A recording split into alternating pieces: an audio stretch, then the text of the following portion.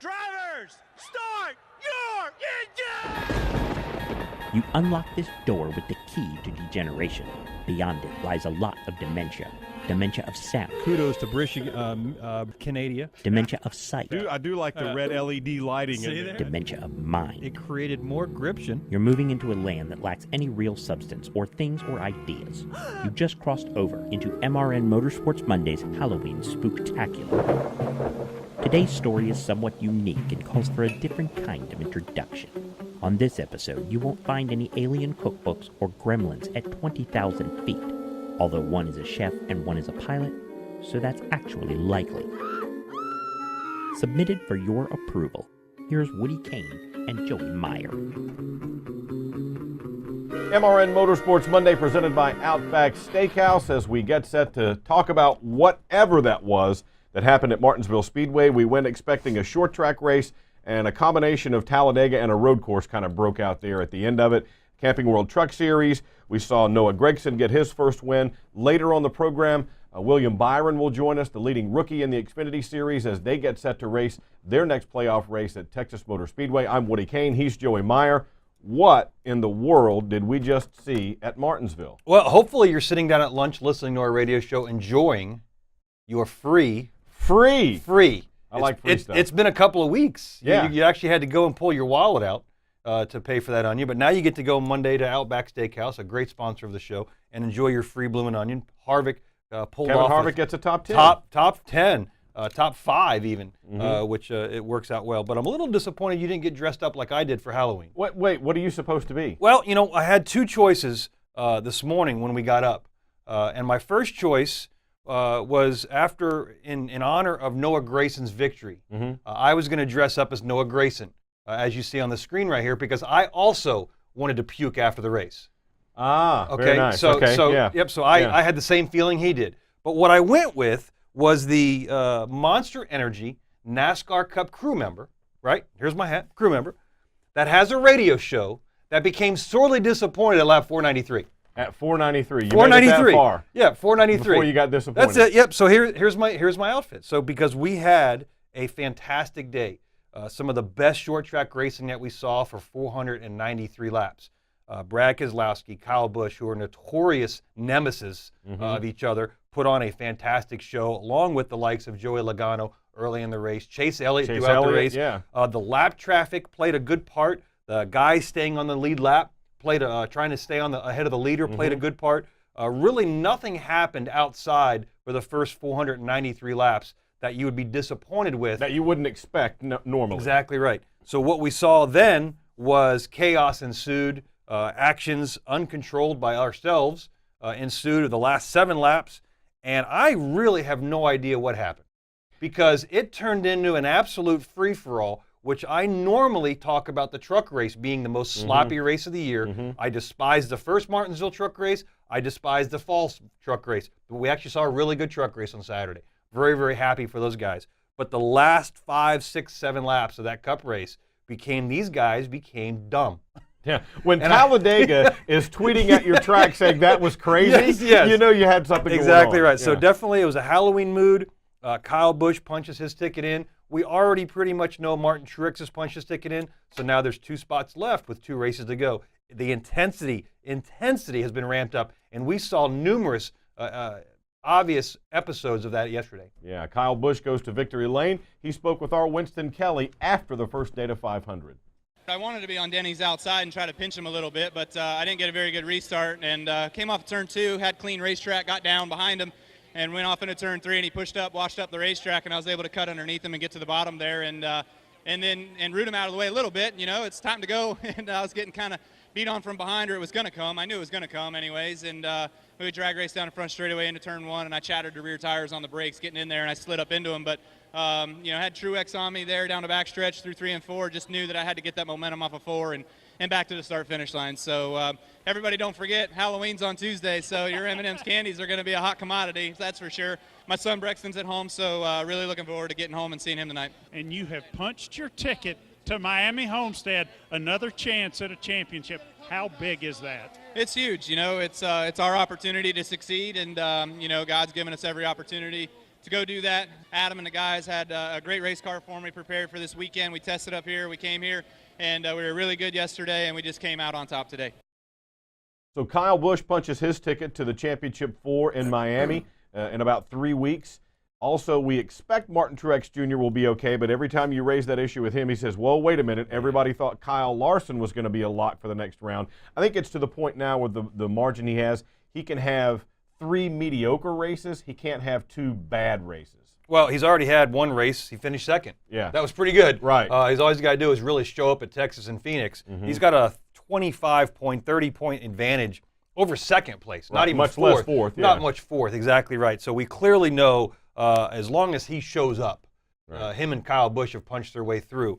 And again, there's 7 of the top 12 drivers finishing yesterday are in the playoff hunt. Yeah. So that's how close the competition is. So you have a great day, you finish second, or you even win the race, you can't gain but a couple of points on Martin Truex. We finished fourth, have a little bit of a cushion on Harvick, but again, it's all so close. It's going to come down to Phoenix. Yeah, it really is, and that's the way things kind of ended at Martinsville. We will hear from some of the other drivers who were not too thrilled with the way things finished up yesterday. We'll also have William Byron on, the leading rookie in the Xfinity Series, second in the standings as they get set to head to Texas. On track, off track, and a whole lot more is still ahead on our Halloween Spooktacular on Motorsports Monday.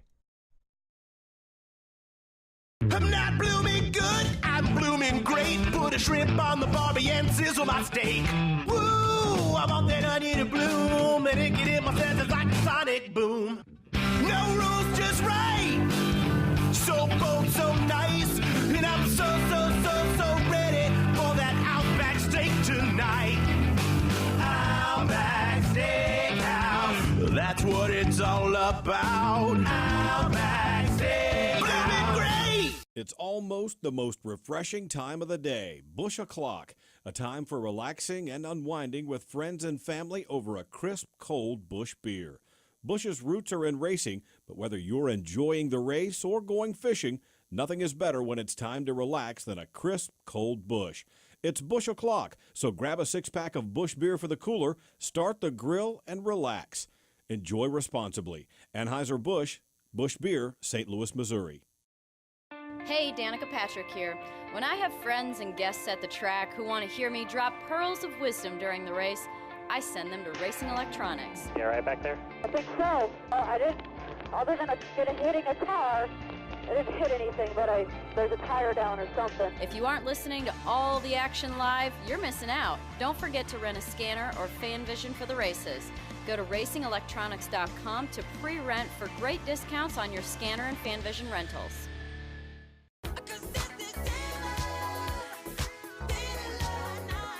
It's MRN Motorsports Monday, presented by Outback Steakhouse. Here's Woody Kane and Joey Meyer. Thriller Michael Jackson bringing us back on our Halloween Spooktacular on Motorsports Monday. I can moonwalk. Can you really? I'd like to see that. I really would like to see it. That would make up for you only bringing a hat for Halloween. It's an entire ensemble. I don't It's understand. not an ensemble. It's an inner and outer experience for Halloween. And I think that's the first time you've ever used ensemble on this show.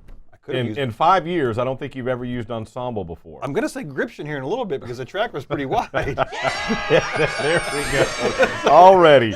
All right, let's talk a little bit before we get into on-track, off-track about some truck racing. Noah Gragson gets his first win. You were talking about what a really good race it was at Martinsville. Christopher Bell leads the standings. Johnny Sauter down 3 as they move through their next stage. And John Hunter Nemechek has a bad day with an early crash. You know, what we saw towards the end was Johnny Sauter surprisingly showing a lot of patience running third behind Noah Gragson. Matt Crafton's going to win the race. He's out in front by 5 or 6. Noah Gragson, first time looking for his victory, but he's holding on a second with the series champ behind him, bumping, doing a fantastic job.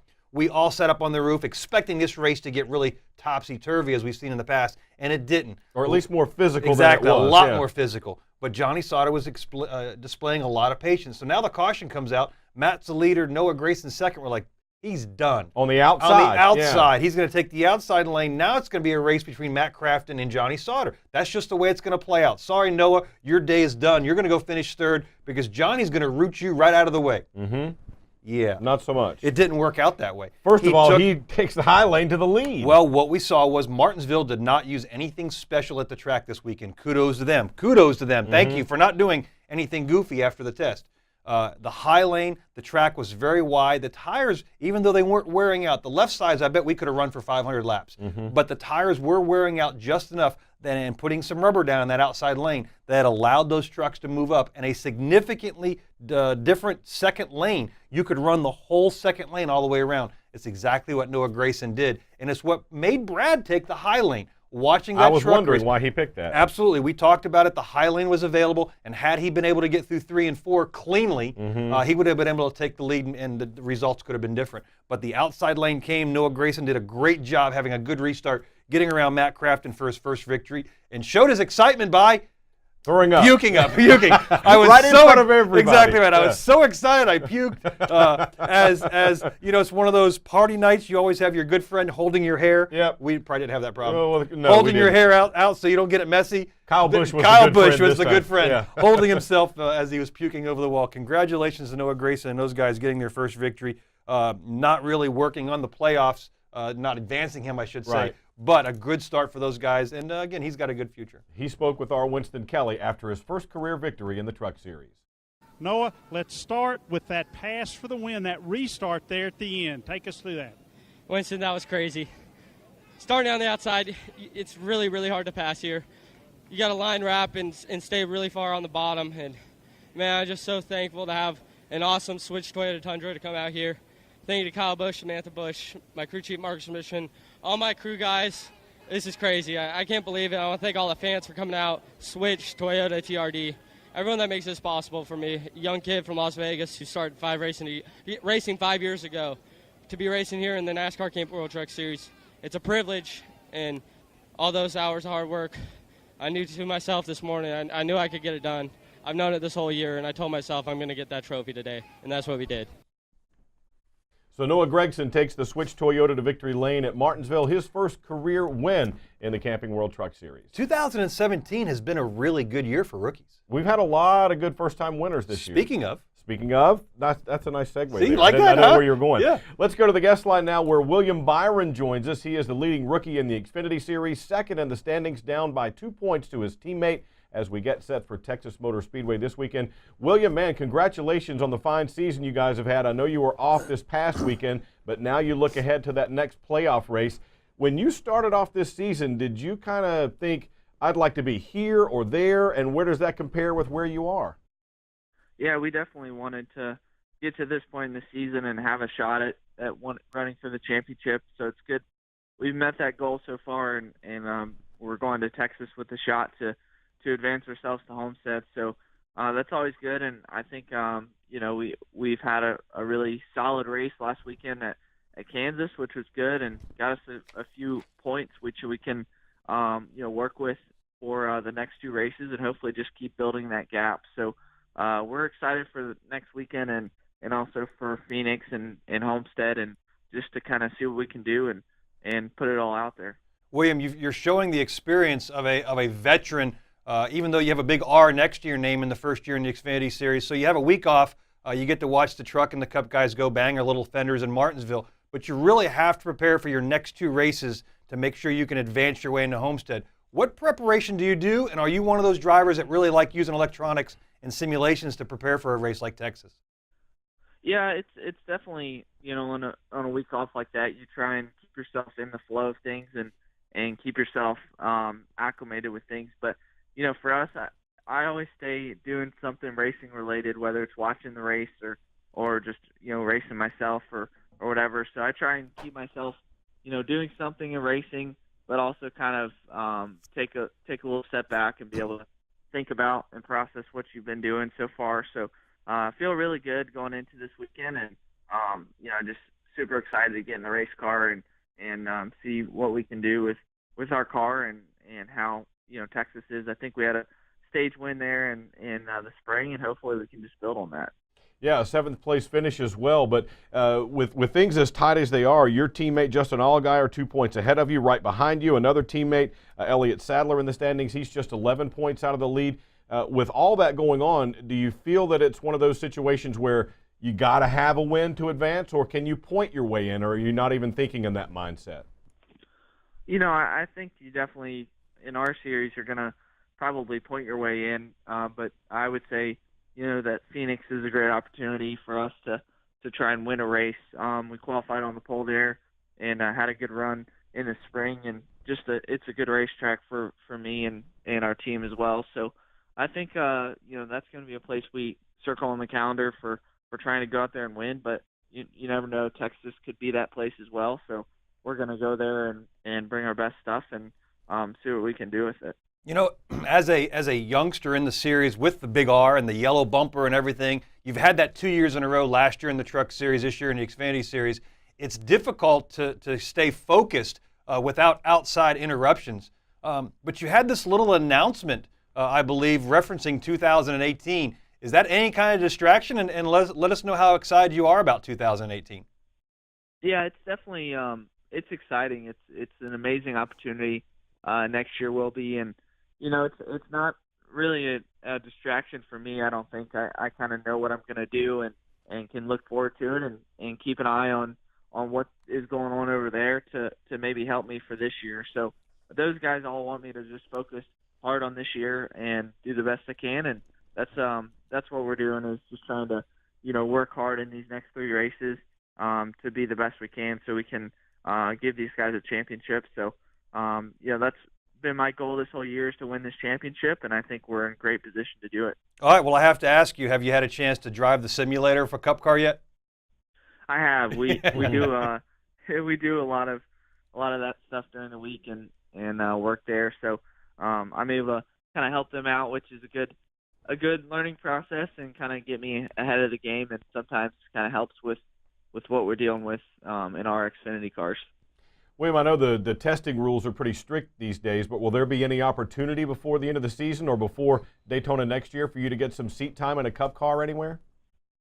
I think we're probably gonna, we're gonna wait till next year to do any races. But I think that we'll probably, be able to test during the off season. Whether it's I think there's 4 or 5 organizational tests, and hopefully I get one of those or something like that. But we'll just see how that goes and work from there. But I'm super excited about it, and have a ton of great resources to lean on there. Well, it's 3 years in a row now. You're going to have a big R next year named. Last year in the Truck Series, This year in the Xfinity Series, and next year in Cup. Hey, do me a favor. Take care of my nephew. He works on the front side of your car. Don't give him too much of a hard time. We look forward to the trip to Texas to see you guys compete. How difficult is it competing in the same shop with the same 3 guys, with Justin and you? Do you want to give them information? Do you want them to help you? How difficult is this with those 3 drivers out of the same shop racing for a championship? I would say it's definitely what you want as an organization, to have those guys racing for the championship. And I feel like we've all executed really well this year and put ourselves in position to have really good finishes. So it's going to be a tough challenge in the next 3 races to compete with those guys and everyone, to see how everything plays out. So we know they're our main competition. There's a few other guys that have really good speed in their cars that we're also worried about, but I feel like we're going to be right there, and we're just going to have to execute as well as we can and treat every race like it's the last race, and see what we can do with that. Well, you certainly are right in the thick of it as we come down the stretch here, William. Win, lose, or draw over these next few races, congratulations on the strong season that you've had to date, the strong rookie season as well, and with everything looking forward, man, your career looks really bright. Congratulations. Everything seems to be moving in the right direction for you. Yeah, thank you guys, and we'll make sure to take good care of Jacob on the road. He's great for us, so good. We're ready for Texas, so thank you guys. Good. All right, buddy. We'll see you in Texas. There you go. That's William Byron, the leading rookie in the Xfinity Series. 2 points out of the championship, sandwiched between 2 of his teammates as they head to Texas with that different configuration. They did race it earlier this year. Byron wins a stage and has a top 10 finish, a 7th place, I believe. So 8 drivers are still left with 2 races to go. Christopher Bell won the first race of this last stage. And made somebody mad. Oh, absolutely. So what you have is, moving forward, you can gain, there's 36 points separating 8th to 1st. That's one race. Right. The last guy can make up 36 points if the top group has a bad race. And that's possible. So that's what keeps these guys going. But the interesting aspect of it all, 8 drivers left, 4 are rookies. Boy, we could have a championship race with 4 rookies. Yes. Yeah, that would be crazy. That's pretty amazing. Yeah. We've seen plenty of crazy this year already. Another time out on Motorsports Monday when we come back on track, off track, and we'll look ahead more toward Texas Motor Speedway this weekend. It's almost Busch o'clock.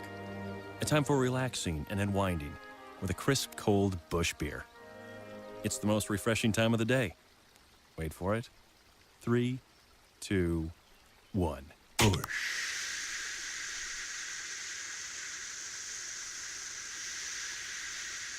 Crisp, cold Busch. Enjoy responsibly. Busch Beer. Anheuser-Busch, St. Louis, Missouri. I'm not blooming good, I'm blooming great. Put a shrimp on the barbie and sizzle my steak. Woo, I want that onion to bloom, and it get in my senses like a sonic boom. No rules, just right. So cold, so nice, and I'm so ready for that Outback steak tonight. Outback Steakhouse, that's what it's all about. Outback Steakhouse, blooming great. On the racetrack, you can only go as far as your engine can take you. It's the same on the highway. Making a run with a Detroit engine under the hood gives you the industry-leading fuel economy, reliability, and durability your business needs. The Detroit DD13, DD15, and DD16 engine solutions are specifically engineered to make a run as profitable as possible. Don't just want better business solutions, demand them. Learn more at demanddetroit.com.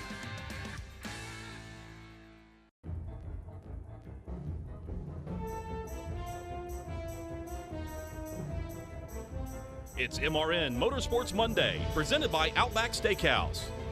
Here's Woody Kane and Joey Meyer. So if I say Gription, Gription, Gription 3 times, that's Beetlejuice, by the way, will Gription then show up at the track? It did. We saw a tremendous...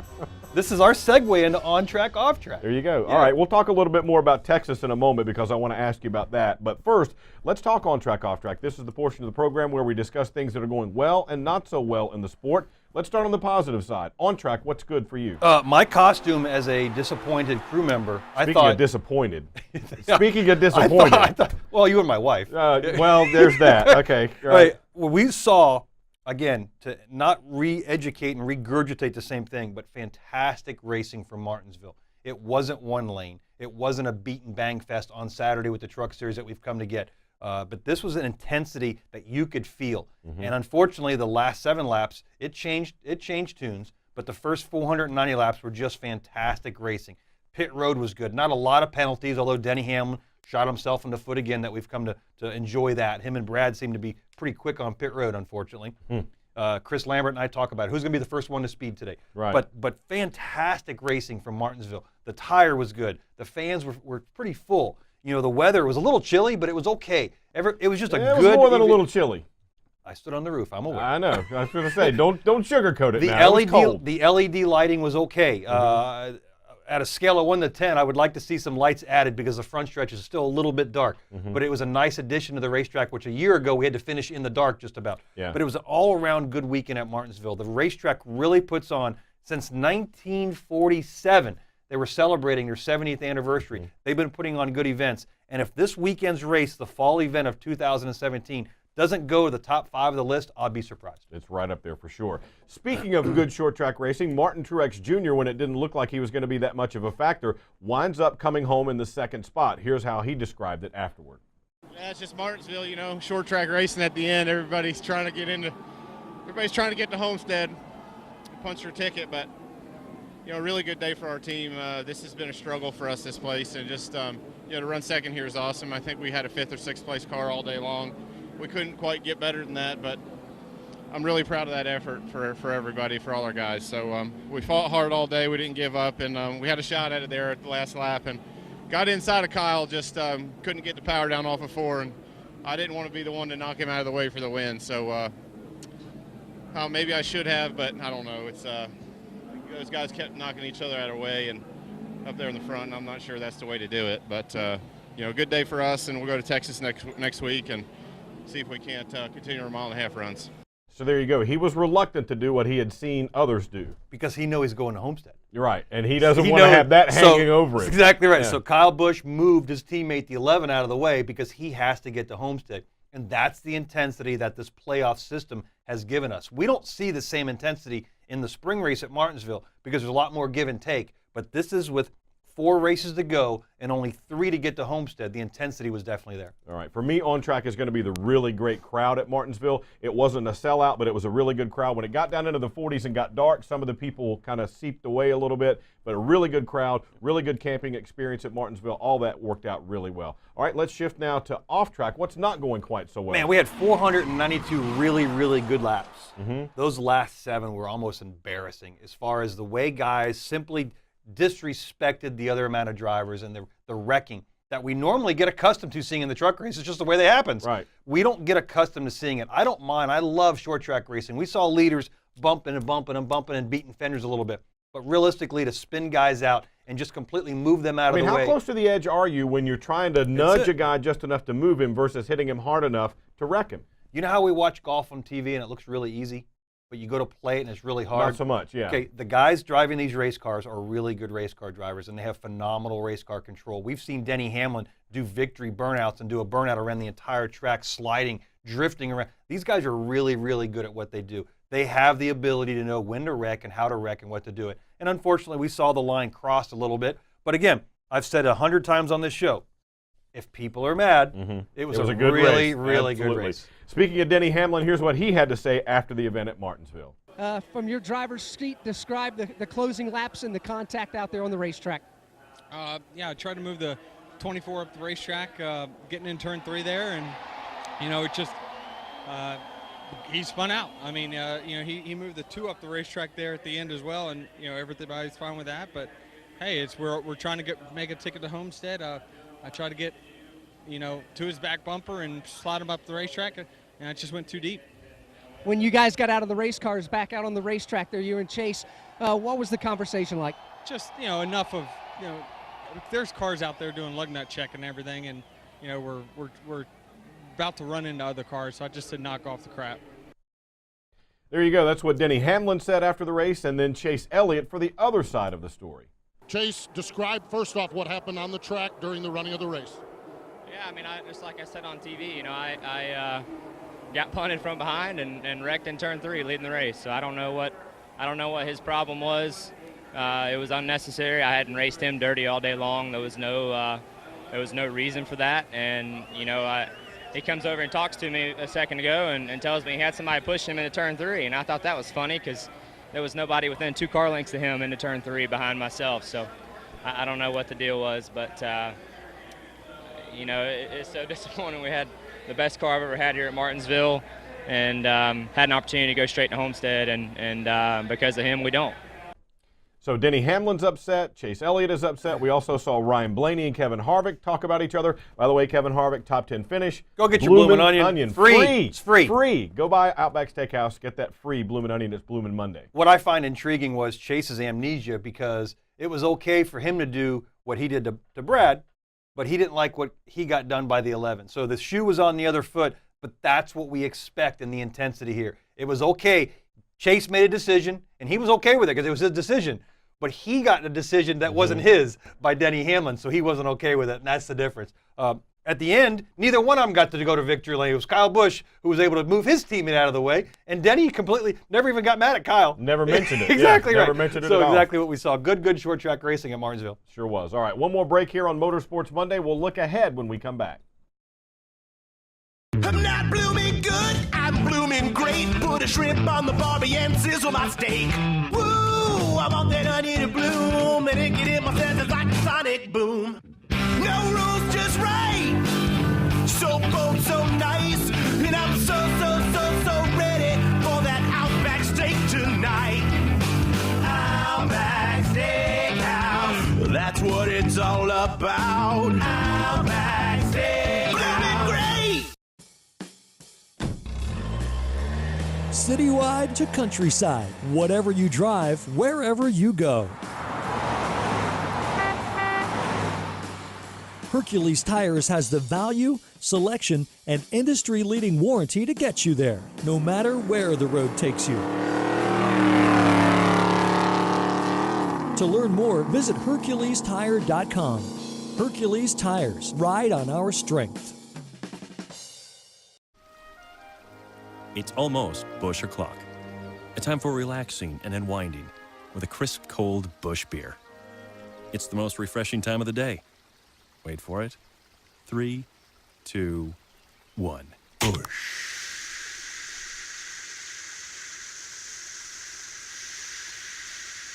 Crisp, cold Busch. Enjoy responsibly. Busch Beer. Anheuser-Busch, St. Louis, Missouri.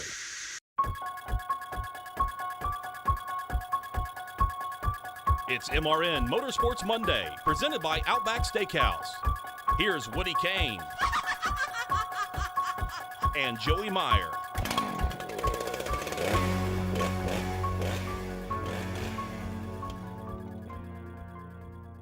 You gotta love it, guys. There's not a full moon. The moon is half moon over turn number 2 here at Martinsville Speedway, but a lot of these drivers certainly have the tempers flaring down here, no question about it. Kevin Harvick is another one of the drivers just out of the race car. Kevin, describe Martinsville racing. Well, he's going to come up and talk with Ryan Blaney right now, put his arm around young Ryan Blaney and have a conversation. It is not, doesn't appear to be a big of an issue, but they are having a bit of words down here as well. Brad Keselowski was another driver, finished in position number 3, and we'll see if we can grab Brad Keselowski as he's debriefing with a couple of the crew members down here. So yeah, hey, tempers are absolutely flaring. Steve Post. Yeah, Chase Elliott is down here, and actually Chase is now walked away from us. He is rousing the crowd up in their bold protest of Denny Hamlin here. Let's go back to Alex Hayden. Well, you get kind of an idea of how crazy it was after the race on pit road, because everybody had an agenda. They wanted to tell this guy what they did wrong and hear back from the other guy, and you had Chase trying to appeal to the crowd. The crowd in Virginia was booing Denny Hamlin. It might not have sounded like it in the order of the clips we've been playing, but the crowd was booing Denny Hamlin there. They were kind of behind Chase Elliott, and it just turned crazy at the end. We had a big one on the front stretch. At Martinsville. Fortunately, it was after the checkered flag. Yeah. But it was a big one. It surely was. One more thing I wanted to touch on before we move ahead on this subject now is we're going to race number 2 of this round in the playoffs. Jimmy Johnson was expected to be really good at Martinsville. They always are, almost always are. He's got 9 wins there. Now we're heading to Texas Motor Speedway this weekend, and a lot of people forget he won there earlier this season. He'll be fine. I think he'll be okay. I think he'll be okay, but it was kind of surprising. They kept saying they were tight and they could not get it to turn like they wanted for most of the day. He used strategy after having to start in the back and got to the lead, but wasn't as much of a factor as we had anticipated. If you got your wallet out and you're betting to get 7-time, just give me your money and I'll save you. Just throw it out the window as you go around. He'll be fine. What can we expect at Texas this weekend? We've seen the new configuration now once on the Cup side, and as we said, Jimmy Johnson won it. What can we look for this time? I think we're going to see another dominating performance from Martin Truex. He's got nothing to lose. Kyle Busch is going to perform well. The same guys that have performed well a mile and a half. But I still believe you're going to see the 24 car who's been really fast. You're going to see Jimmy Johnson, possibly the Team Penske cars with Ryan Blaney and Brad Keselowski being able to step up their game. This is their last opportunity to perform at a mile and a half. Team Penske and a lot of teams just came back from Homestead. It's considered a mile and a half, but it's a different configuration. But things learned down in Homestead we can utilize at Texas. Absolutely, they will. We will be at Texas Motor Speedway Friday night on the Motor Racing Network for the Camping World Truck Series. The Jag Meadows 350 Driving Hurricane Harvey Relief. We'll have that 7:30 Friday night. Don't forget Tuesday night, every Tuesday night at 7 o'clock. That will be NASCAR Live, and we'll have all the guests on that program as well. And next week, we'll be right back here without all the Halloween stuff, so join us next Monday on Motorsports Monday. MRN Motorsports Monday is presented by Outback Steakhouse. Tune in every Monday for another exciting episode right here on MRN.com. Brought to you by Hercules Tires. MRN Motorsports Monday is also available on demand in MRN.com's Media Center, on our Facebook page, on YouTube, and in iTunes or the Google Play Store. MRN Motorsports Monday is a production of the Motor Racing Network.